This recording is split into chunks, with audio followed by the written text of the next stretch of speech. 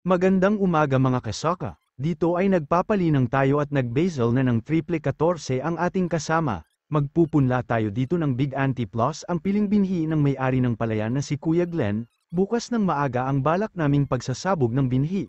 Pero yung binhi nating Big Auntie Plus ay hindi pala maubas ang tubo, at dinesisyonan ko na lang na baka late lang lumabas at hintayin natin hanggang bukas. Dumating na ang kinabukasan at wala pa ding tubo. Bigante plus hindi ganong tumubo.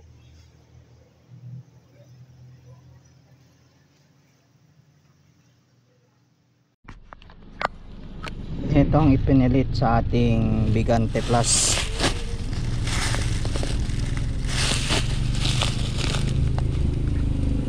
Zero 2023 kalagay lot number 05 the other 2024. Okay.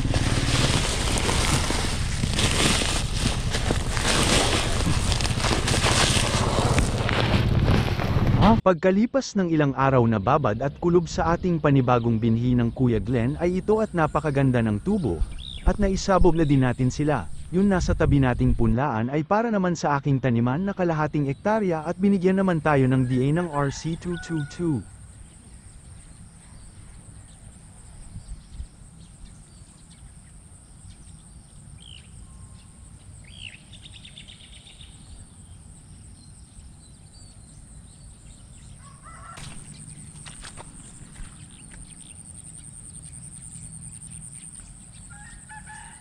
RC222.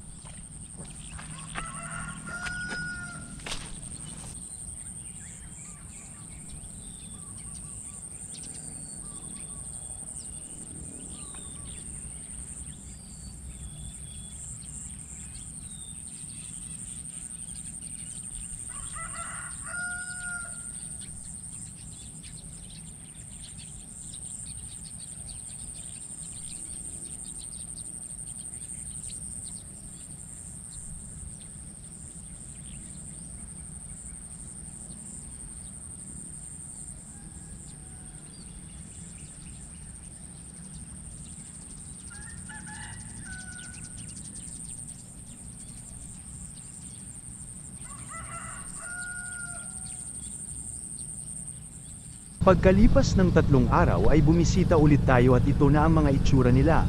Maganda pa din at nasa tamang oras at dami ang pagtubo. Mabulash din ang aking RC222.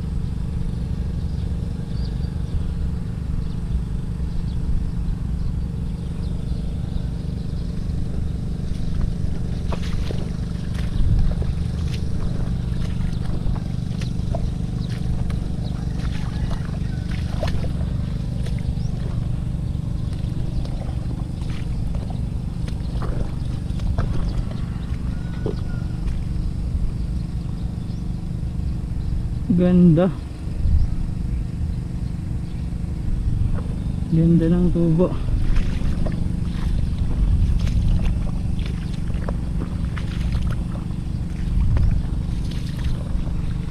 Ika-6 na araw na ng aking RC222, at ito na ang itsura nila.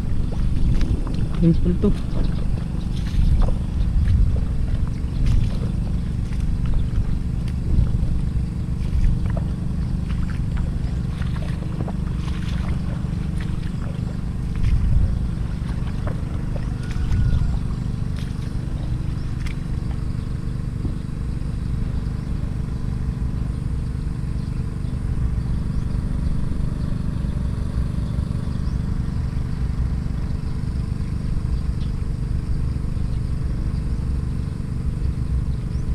Natupakan natin kini kagawad.